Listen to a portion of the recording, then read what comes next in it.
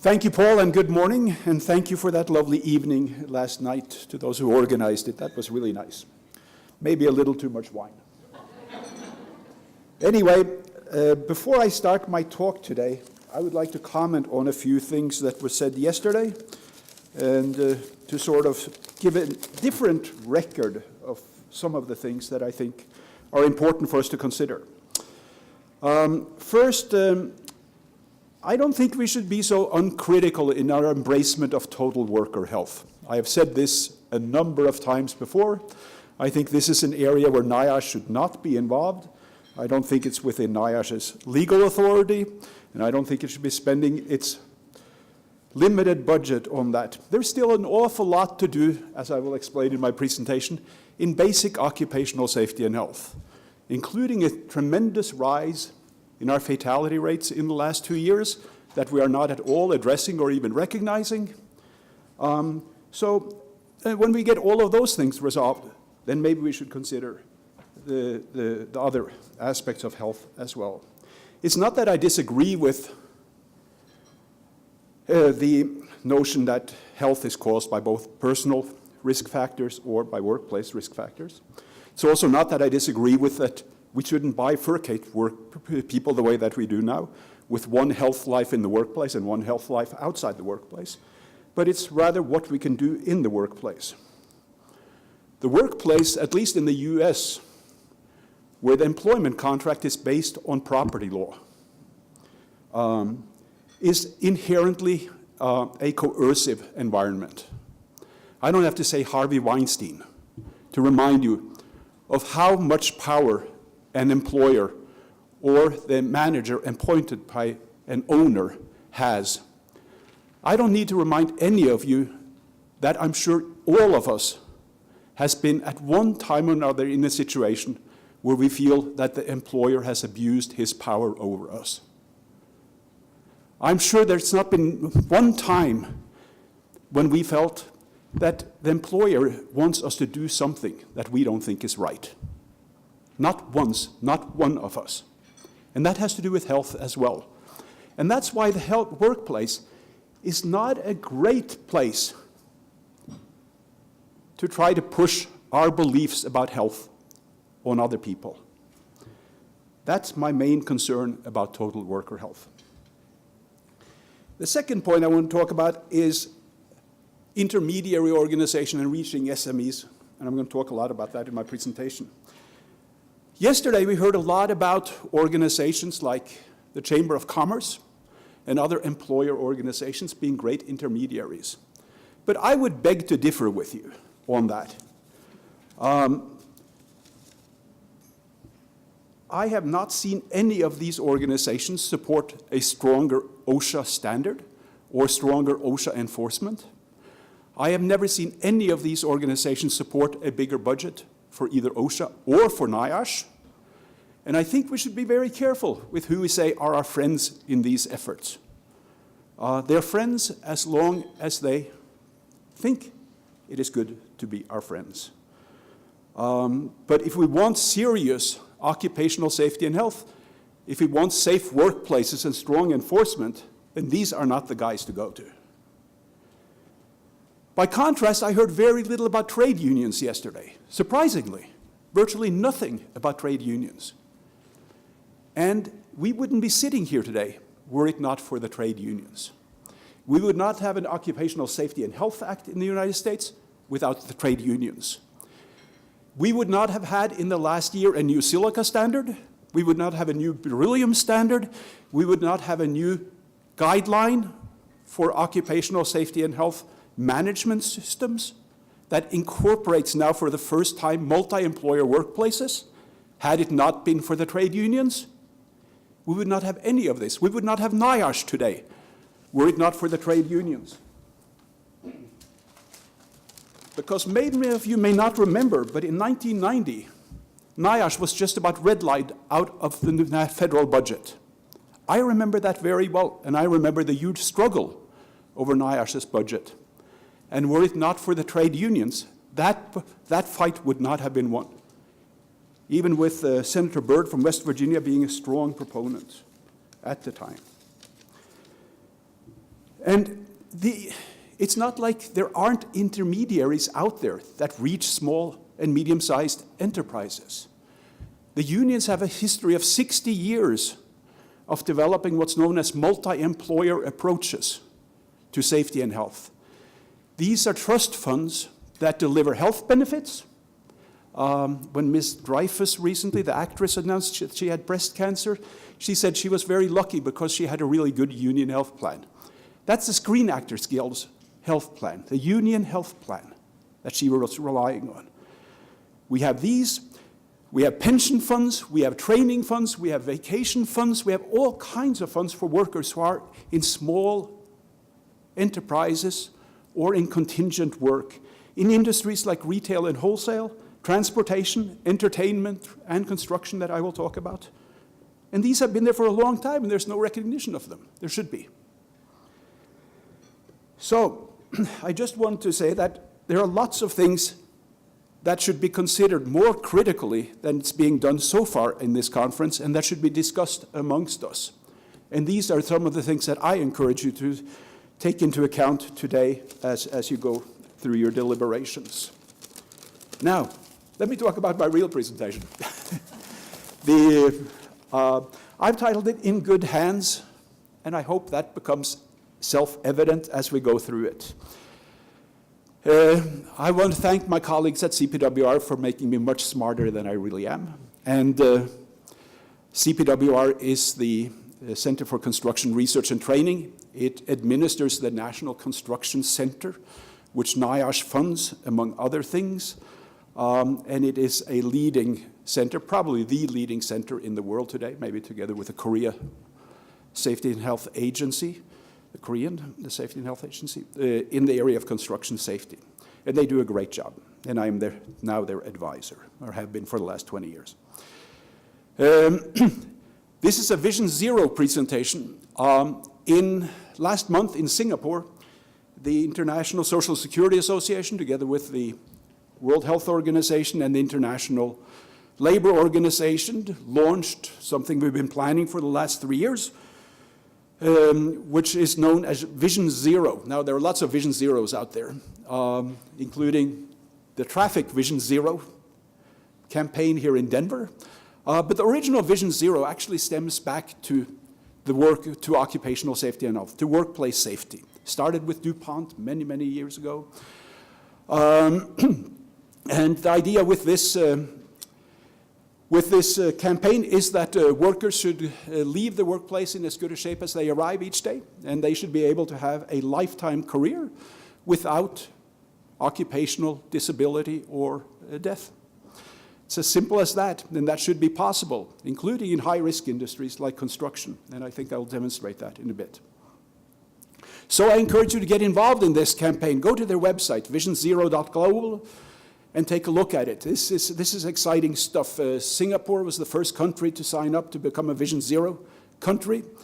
Singapore has reduced its injury and fatality rates in half in less than 10 years, and they intend to do so again in the next 10 years. And they're doing a very, very good job. My presentation outline is today, as you can see here. And I want to start out by saying that, construction is a very large industry. It has about 8% of all employment, maybe 10% of the GNP. It is a very exciting industry to work in. It does a lot of good stuff. But it is also very, very dangerous still. Every year, 0.0125% of all employees are killed on the job. Over a lifetime, some 5% of construction workers can expect to get killed on the job. And it provides lots of health effects that we will not go through in any great detail today. So let's talk a little bit about safety and what we mean about it. Last month, I was in New York for a summit called by the governor of New York and the mayor of New York City to talk about the fact that fatalities in construction had doubled in the last couple of years.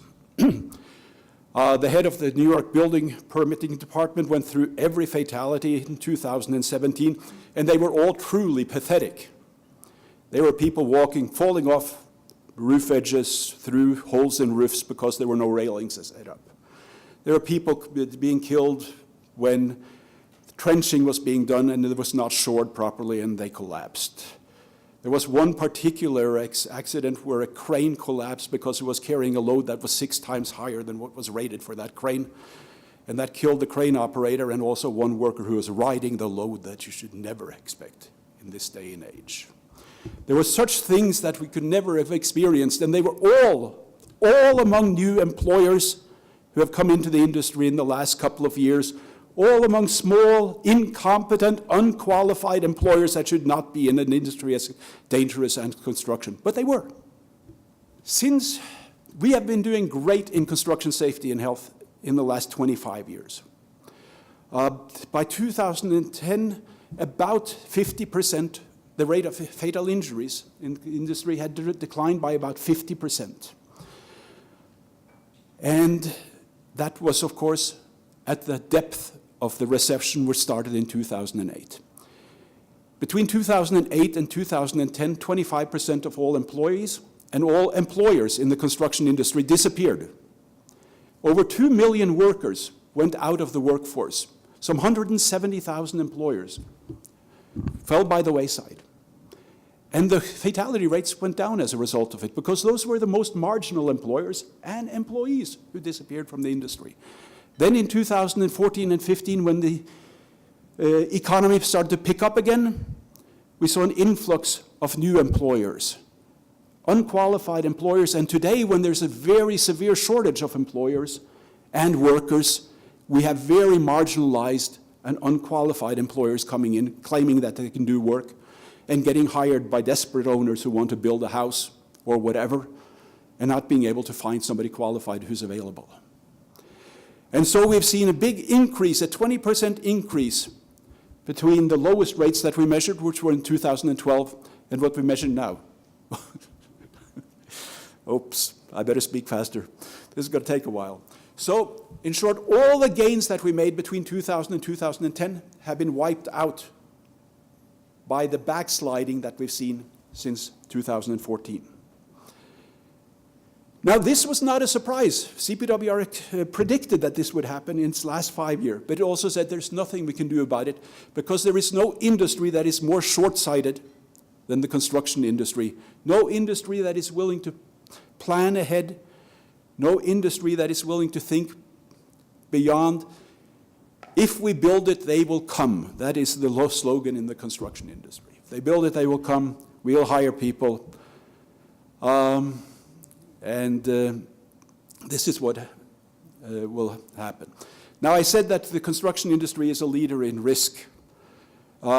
It accounts for 7 to 8% of all employment, roughly 20% of all injuries, at least 1/3 of all pulmonary diseases, and by the best estimates available, which are from Britain at the present time, roughly half of all occupational cancers.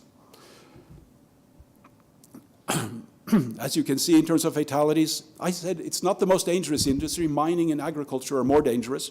But because of its size, construction accounts for by far the most of, for instance, fatalities, as you can see here. And I rely on fatality data because they are the only reliable data that we have.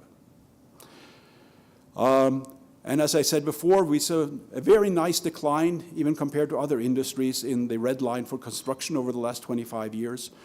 And we've been making very good progress. That doesn't mean that we're great. We're still among some of the, among developing countries, one of the highest risk countries in terms of construction. If you look at Norway, or I could have put the UK down at the level of Norway. You know, we're still 3 times higher than we were, but we're 1/2 of where we were 25 years ago. And if you look at fatal falls, something that we're all very concerned about, construction is overwhelmingly and proudly the leader in that category. And here you can see just what I said before. The blue line is the rate of occupational injuries, how it declined during the 2000s until 2012, when it started to go up again. So we're here to talk about SMEs and OSH practices, and CPWR, together with NIOSH and Dodge Data and Analytics, does a survey of construction employers every few years to see what they think about safety and health practices. And here is what we learn. You were interested in health promotion? Our industry is not one of those. Have a long ways to go there if you want to reach them. And the reason for that is that employment in construction is contingent. In our country, very few construction workers are employed full-time by an employer. They're employed for a project when they do work.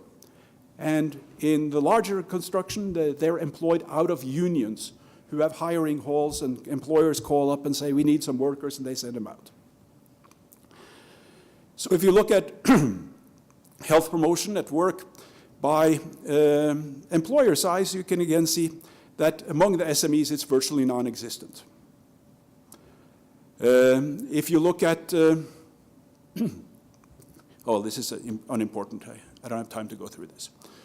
But if you look at all of these slides, the red is small employers, and it's generally unfavorable.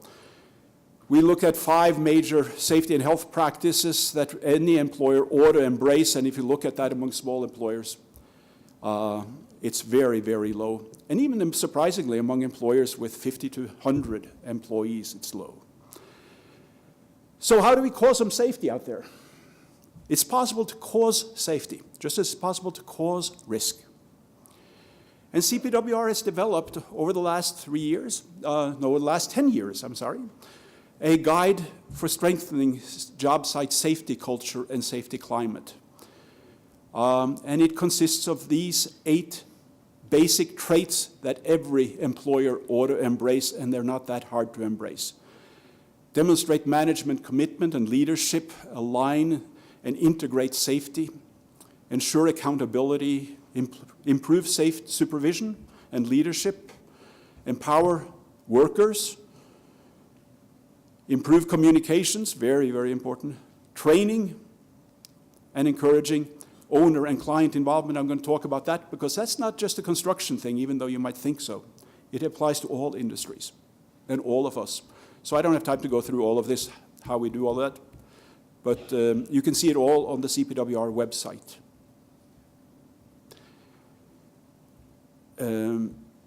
And we have developed some very good tools for this purpose.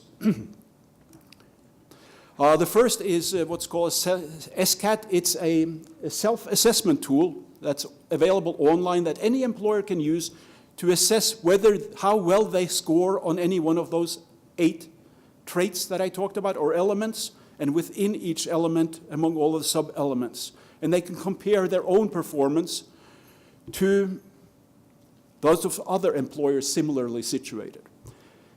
And if they encourage their employees, their frontline supervisors, and their executive management to do this scoring themselves, they will inherently see that the farther removed you are from the work site, the more rosy the scenario is.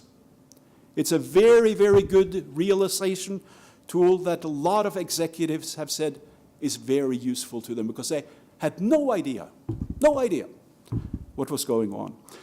And we've also created a Foundations for Safety Leadership training program that can be incorporated into any OSHA or any other kind of training program. It's only 2.5 hours long, but it gives frontline supervisors understanding of what it is to be a manager, of how to manage for safety, of how to encourage your subordinates, your staff, your coworkers to embrace all of the elements of responsibility and safety, and to do that effectively. And that's so important because, at least in the construction trades, the guys who become frontline supervisors, or the women, they're all selected because they're really good trades workers. They're great carpenters. So, well, if you're a great carpenter, you'd be a great supervisor. And that's true also in just about any other. It's true in medicine, you know. It's not necessarily that you're a good manager that you get selected, or that you have management skills. It's that you have skills. And that doesn't translate to management. And all of us are insecure in one form or another, and by the time we become a manager and become responsible for other people, those insecurities multiply, unless we have some training in how to deal with them. And we don't, typically. So I said I was going to call this in good hands, and I'm going to tell you why. 10 years ago, 8 years ago to be exact, in Las Vegas there was a very large construction project known as City Center, the largest construction project in the world that was privately financed by, among other things, the sovereign fund of Dubai. was to build a couple of huge hotels and gigantic casinos. It was to be done in record time and about 18 months. And what happened was that 8 workers were killed on that job before the unions pulled their workers off the job. And CPWR was brought in to do a safety culture review and figure out how to make this place safer. What we found was that there was total lack of oversight by the owners of this project. Schedule was favored over safety, lack of coordination between employers on the site. There was a missing safety culture in total, and OSHA was absolutely derelict in its duty. It was nowhere to be found on this job. What we found was a project that was out of control, even though it was being operated by some of the largest and most responsible construction contractors in the world. Contractors who all embrace zero injuries, zero accidents, zero tolerance for risk. And here they were throwing everything to the wind that they knew in order to make money, because in this case, lots of money were made on a schedule that was totally irresponsible. The fatality rate on the city center project was the same as on the Empire State Building. Now, Empire State Building was exemplary in terms of safety at the time that it was built. But a lot of things have still changed in the 80 years since it was built. We have learned a lot about safety in the construction industry, especially in the last 25 years since the Empire State Building was built. But in Las Vegas, they threw all of that to the wind. So it's easy to cause risk, but it's also easy to cause safety. And if you look at construction in the nuclear industry in the US, where there's an absolute zero tolerance for risk, you will also see that construction has zero risk. If you look at maintenance construction in power plants in the US, and you compare, in this case, nuclear plants to hydro plants, to fossil plants in black, or other kinds like wind and renewable energy, you will see there's very little risk. DART means days, injuries with days away from work or restricted duty. And you will see virtually none of that in the construction industry, in the nuclear facilities. And the nuclear facilities have, including in their construction, a safety record that is just as good as in the finance industry. So it is possible to do construction without risk, if the will is there to do so. And in the construction industry, it definitely is. And I monitor, CPWR monitors safety on one construction project, large nuclear plant that's being built right now in Georgia. It's the one that Toshiba is going bankrupt over. But that's not because of safety. Even though it is losing money like crazy on it, there is no attempt to do anything other than what is absolutely necessary to ensure safety. Before I wrap it up, I just want to mention some things that are very important. In the UK, they have made a very, very big effort at improving safety and health in the construction industry, and the safety and health executive, the health and safety executive of the UK is without a doubt the best safety regulator in the world today. And they did a survey of the major construction accidents or fatality cases, and they discovered something that's really important. They discovered that one factor that was most prevailing in each of those was a lack of what they call, on the top here, situational awareness, a lack of planning. And as a result of that, we have figured out that over 60% of all fatal injuries or other injuries, at least in the construction industry, stems from poor preparation, poor planning, poor understanding of the situation that you are in construction. And that's a very, very important thing for us to consider. So planning for safety, prevention through design, these two things are incredibly important and much underused. And they're now applying all of this knowledge that they're getting from these model projects that they're running in the UK. First Heathrow Terminal 5, then London Olympics, and currently the Crossrails tunnel that's being built under London. And it's all being done with exemplary effort and being applied to SMEs, and the knowledge is being applied to SMEs. So in 2012, I participated in a big celebration in London of the fabulous safety record of the building of the London Olympic facilities. They had three principal objectives that they wanted to achieve that had relevance to what we're talking about here today. The first was that they wanted to create the best safety record ever. The second was that they wanted to do some small business set-asides and figure out how to get small businesses into construction in a very safe manner. And the third thing, they wanted to give opportunities, economic opportunities to young people from East London, which was still an economically disadvantaged area. And they set up an apprenticeship training program for that project. There are 40,000 employees on this, working on these games and the construction of them without any fatalities at all. It was a model where an owner took charge and said, just as in the nuclear industry, we're not going to have any serious risk on our job. And during the celebration that we had, there was a panel of apprentices who spoke to us about their experiences. On this project, to be an apprentice, you first had to go through a year of sort of theoretical training before you were even let loose on the job site. And for the first 2 years you were let loose on the job site, you were mentored by an older, very experienced journeyman or woman in the work. And in this panel of apprentices, there was a young woman and apprenticing to become an electrician. And she said this, you know, from the first day I set my foot on this job site, I felt safe and I felt secure.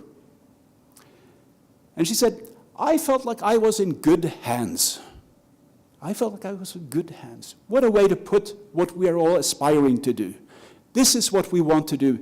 When somebody comes into a workplace, we want to assure them that they are in good hands, that this is a responsible place to work, that this is a work that they can be proud of doing, and that they can do and go home every day as good a shape as they came when they arrived in the morning. So with that, I thank you for your time and your attention. Thank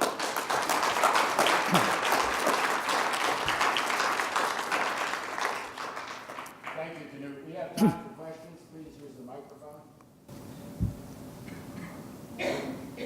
I'll start while we're waiting, and maybe you could tell us how, in the London situation, they applied those concepts to the small businesses and the small enterprises. This is done a lot, and it's in workplaces, any workplace, there should be an integrated safety plan, obviously. But a construction site is a mobile workplace. It changes every day. There's a lot of improvisation that takes place in construction. And as a result of that, it's very important to have an integrated safety plan. And it's very important that any small employer who comes in there, is going to be a subcontractor, applies that or adopts what is required in that safety plan. And it's very important that the prime contractor in construction or the owner of a business or whatever it is makes sure that that small subcontractor or business comes in and does the work correctly. And that's true not just for construction. I mean, all places of business use subcontractors in form or another. Most of them are smaller employers. And you can, in a way, mentor those small employers by applying what you as a large employer knows. That's probably the most important thing we can do for SMEs. I agree. The question about unionization, so it isn't that some of us have failed to try to engage unions as much as unfortunately, to some huge degree, they're not there. We just finished a large intervention study with 221 businesses initially in metal manufacturing, of which 3 were unionized across the United States. We did another intervention program with 49 auto collision shops in the Twin Cities metropolitan area. 0 were unionized. When we've had an opportunity to work with unions, it was wonderful. I mean, we did another intervention in the Twin Cities in metal fabrication. I think about almost 50 businesses, about 23 of them, if I recall, were unionized. It makes it very difficult because there's an absence. And another side is, and I'm recently witness to a case of massive lead poisoning in a construction yard in Superior, Wisconsin, where there were probably about 80 workers, and as far as I can tell, all 80 workers were exceedingly toxic from lead levels of 80, 90, even 100. And the unions actually, the workers were afraid to walk off the job because the union would then put them down in terms of where they were in terms of getting a new job. So if they walked off the job, they couldn't get reemployment because they were lower in the labor list. And so there were barriers there that had even been set up by the union itself with regard to the employee's ability to manage the safety within this particular shipyard in Superior, Wisconsin. And in the end, it was actually OSHA that came in and closed down the job and said, you can't do this. The flip side of that was OSHA was a little bit negligent, like a lot negligent, as they'd gone onto the boat in January of 2016 and said, hey, you know, you probably have lead in this, and instead of saying you have to shut this down until you've demonstrated, it wasn't until March of the same year that they came in and said, the job is closed down until you start to do this. So the question of unionization and our engagement with unions here is sometimes not from want of trying to do that, as in our case in Minnesota, but when we move larger national things, it's not there. I mean, we're not finding the support that we feel we need, and sadly, labor has been troubled. It's kind of a comment, and I don't know. There's a lot of truth to what you say.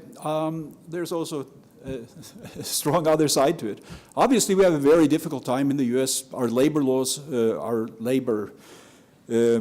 right to unionization has been decimated in the last 30 years. Democrats haven't done much about it, much more than the Republicans have obviously pulled the rug out from under unionization and keep trying to do so. And the unions are vanishing in many industries. But there's still a strong presence.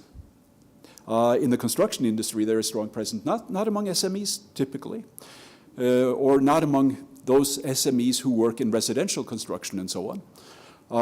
But in some sectors, like road building and large construction, they're still pretty prevalent and very strong. I'm just now mediating another situation where they walked off the job over safety, and so it's not as unusual as you think. One more question.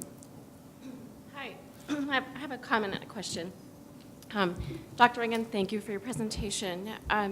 You mentioned trade unions, and yesterday at the podium, I didn't have an opportunity to mention that trade unions are very important partners to the Total Worker Health Program, including the laborers of